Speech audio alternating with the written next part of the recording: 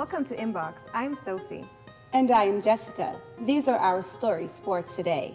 An art that has been dead for over 800 years is being brought back to life when Jim Austin of Oakland picks up the hammer.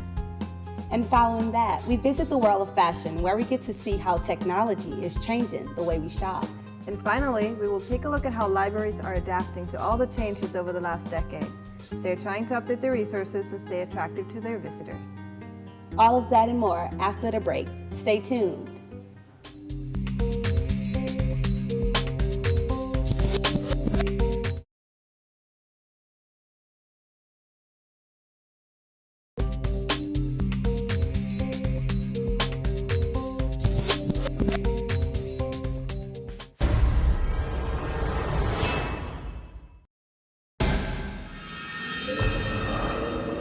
Vikings, nomads, conquerors, seafarers.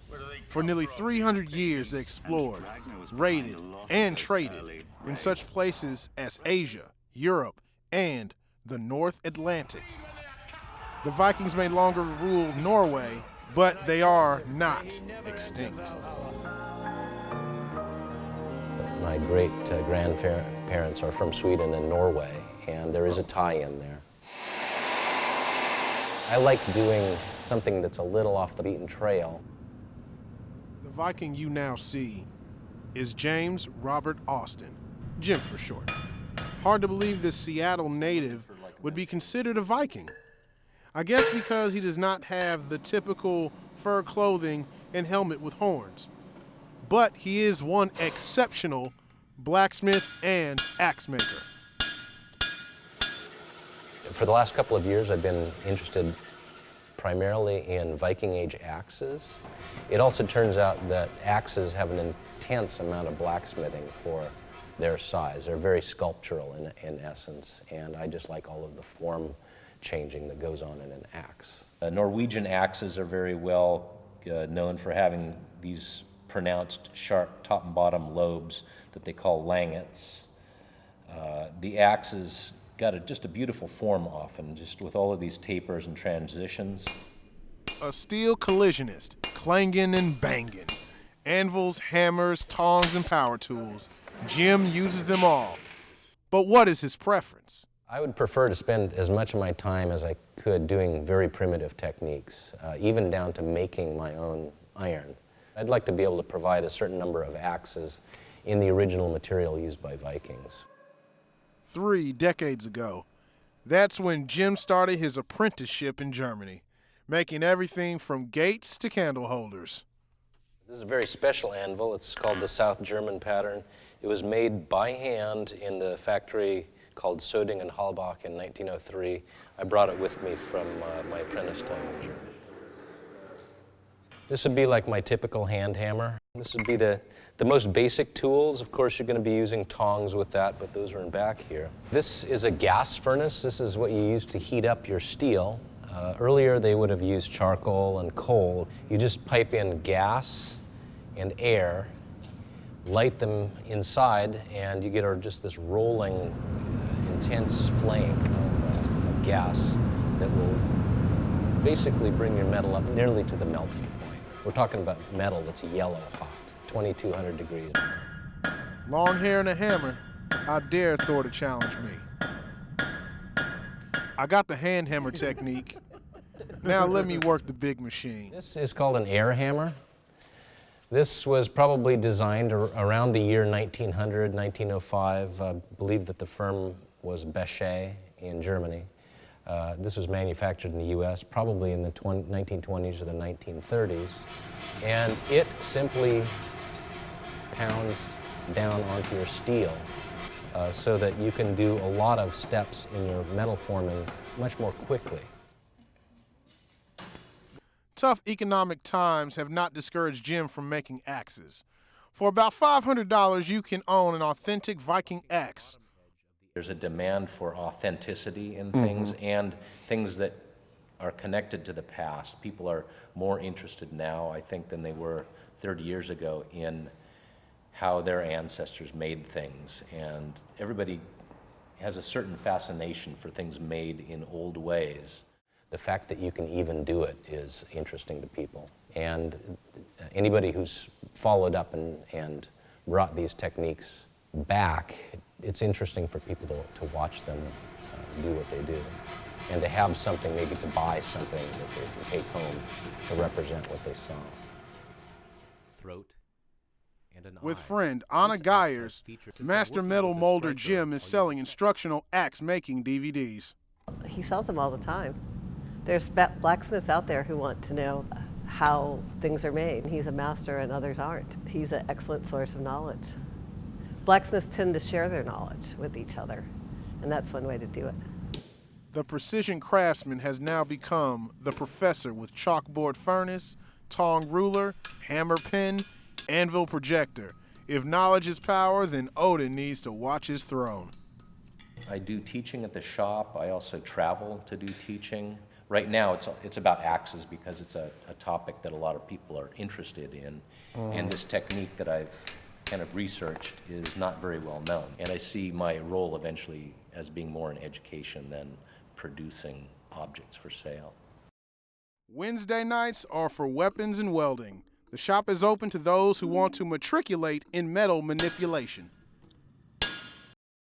His YouTube video has almost 500,000 views, more than enough to keep him from axing his axe making. Crafting minds in metal. Jim wants to craft a voyage, an exploration. Destination, Norway, the Viking home. Jim Austin, blacksmith, axe maker, teacher, American, Viking. Well, I'd never think I'd see John as a blacksmith. Well, I don't know if I would have done a much better job myself, though. Do you think I have the guns for it? Yeah, definitely. Maybe. Coming up next, how is the fashion industry changing as a result of technology? We will find out right after the break. See you soon.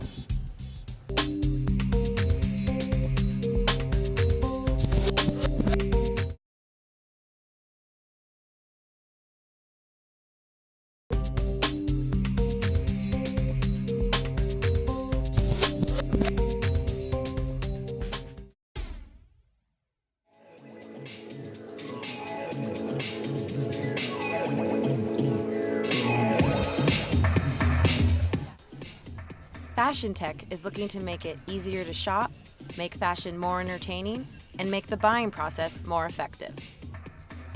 Doris Lynn of Look Mazing invited us to her event at Macy's Union Square to get an inside look of her social shopping site. What's the first process of this process? So it's really easy. So we're basically going to sign you up for an account with us, and that basically starts your profile. So It's really simple. I just need you to sign in.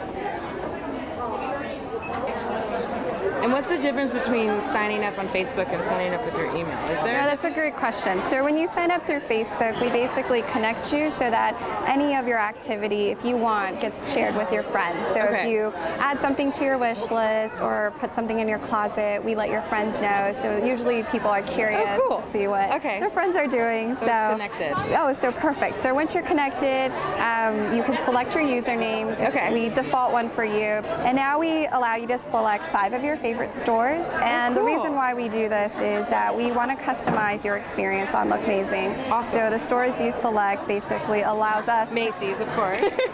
allows us to personalize it better. So perfect. So there you go. You're all signed up, and you basically can move on to our second part of it, which is getting styled. All right. So, all right. That should be fun. I headed over to Macy's and Look Mazing's closet, and I was met by Alex of SF Shop Girl. She put together some of Macy's spring essentials to incorporate in her looks. My favorite, a Rachel Roy burnt orange jumpsuit paired with a BCBG black and white print jacket. Wonderfully together, and they would really look great on you as well. Okay, awesome, thanks. I guess the next step's just go try this stuff on. All right, let's go. All right, it's the moment of truth. I'm gonna try on my outfit that was styled by Alex of SF Shop Girl, but you can't come in the fitting room with me. All right, the big reveal. Now it's time to go get my photo taken at Look Mazing's photo booth.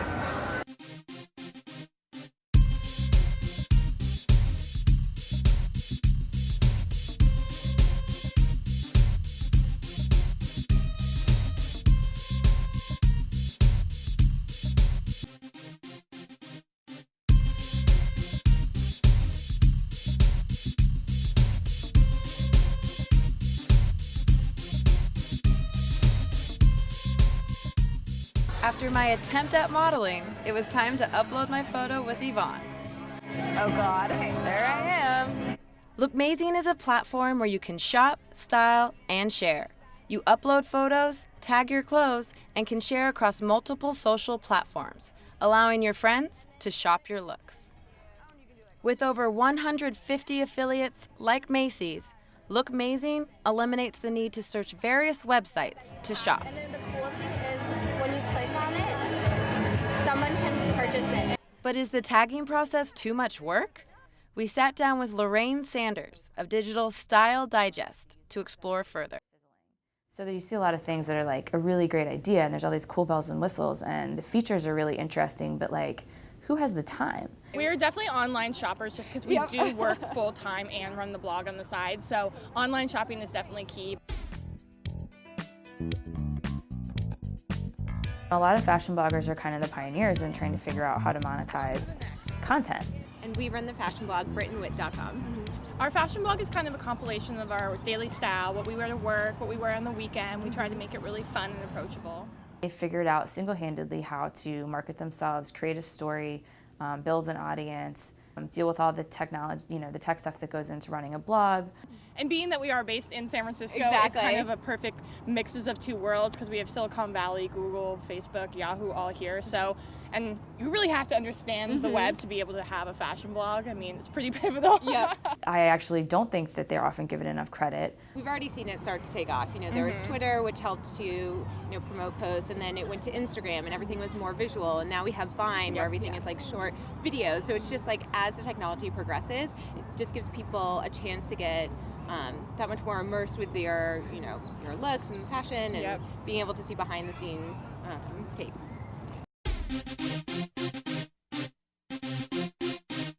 It's all about mobile. Mobile platforms are hot right now, and with the use of location-based features on smartphones, there's opportunity to make the purchasing process more efficient. Startups are giving us exactly what we want, when we want it, at the point of purchase. The cherry on top? Rewards. A really good example of it is a company called Shopkick. They're based in the South Bay, and they give you rewards for shopping when you walk into one of their partner retailers with your phone. The app recognizes that you're there, and you get rewards just for physically being in the store that you can then use to buy things later. It makes retailers really happy because there's an incentive for people to come into the store whether or not they buy. And it makes shoppers happy because they get free stuff just for doing things they would otherwise, be doing in their day-to-day. Being downtown, my phone is lighting up with different Shopkick notifications. I get 35 just for walking into Macy's. I'm going to take this opportunity to check out that Rachel Roy jumpsuit I've had my eye on ever since Alex from SF Shopgirl recommended it. Maybe I'll have enough kicks. So it'll be really cool to see how we're shopping differently and buying differently, a decade from now because of this trend. Jessica, what are you doing? I'm buying a new blazer. Now? Purchase. I guess so. This app is amazing. Well, I agree. And our next story also involves technology and changes in our routines. That's right, Sophie. Noelle takes us to a couple of libraries to see how they have changed over the years. Stick around for more right after the break.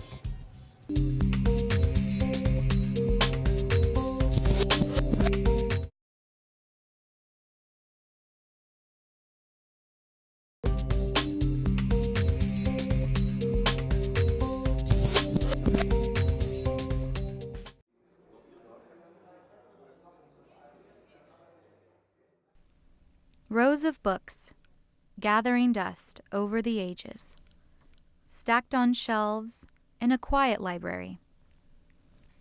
Old, overstuffed chairs where visitors used to sit and enjoy a page-turner. Traditionally, this is how we envision libraries, but that is changing. Today, libraries are no longer what they used to be. The humming from computers, the tapping on keys, all is part of a changing digital age. In San Mateo, California, embracing high tech has created high demands. The only time this library is empty Good morning, guys. Thank you. You're welcome. Have a good day. All right, you too. Is before it opens. Let's go upstairs. Head librarian Ben Ocon took us on a tour. The library is fulfilling different roles, and sometimes it's actually fulfilling an economic incubation of innovation and of ideas through the resources and how people are using the library. During the reconstruction, the library incorporated many ideas from its visitors. Their impact can be seen everywhere. The community really wanted a welcoming environment. They wanted to break stereotypes of a library. We do have some quiet rooms in which those that expect a little bit more quiet when they come to the library, they can use those. And this library is anything but quiet. It has become a social meeting spot for small businesses and customers, from kids to seniors. Well, here is the business center. The Business Resource Center provides information on companies in various industries and offers classes and workshops for small businesses to help them thrive. Ray Huter is an entrepreneur who took advantage of the Business Center, which helped him get his own company started. They found it easier to talk about business in this surrounding than they would, say, going to, say, Starbucks. Huter also found other library resources useful for his business, such as conference rooms, computers, And around the corner, was that a cafe that I spotted? Yes. and coffee. They can get a cup of coffee while they're browsing through a newspaper or magazine. We allow beverages and food to be consumed in the library. Everywhere in the library? Yes, right.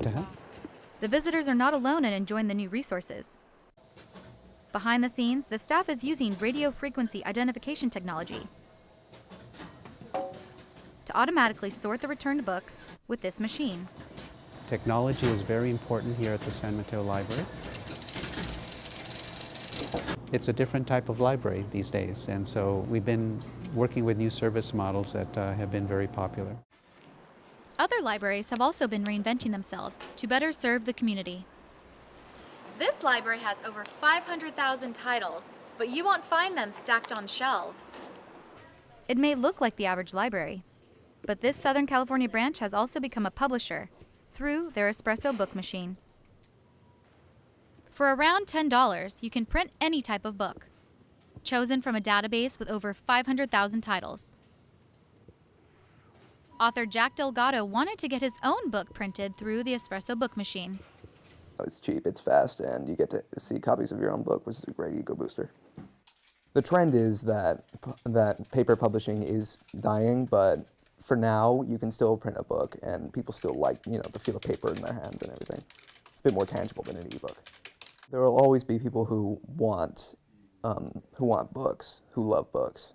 I'm one of those people. It's not a surprise that self-publishing authors are taking advantage of the services offered in Temecula. I think that's cool. I honestly never thought that anyone would do that, but I can see why people would want it and why they would supply something like that.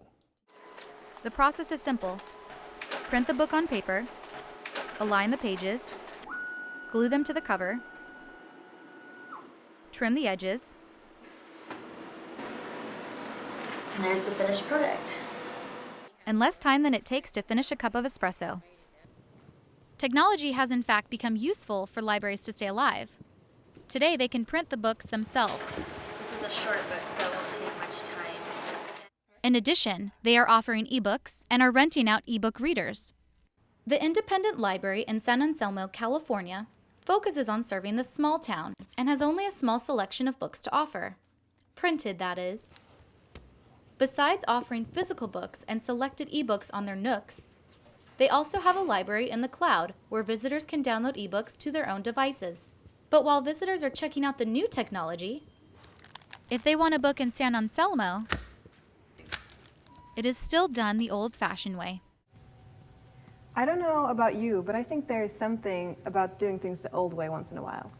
I agree, although technology saves us a lot of time. True. And that was all for this episode of InBox. We hope you enjoyed it. See you next time. For today's Almanac, Viking classes are held every Wednesday from 7 to 9 p.m. at 2440 Adeline Street in Oakland. Cash in your kick points for a free latte at Starbucks, a gift card at many stores, even designer merchandise and trips. Download Shopkicks available on Android and iPhone markets. Libraries are still educating the public, now with modern technology. Visit your nearest library to witness the advances.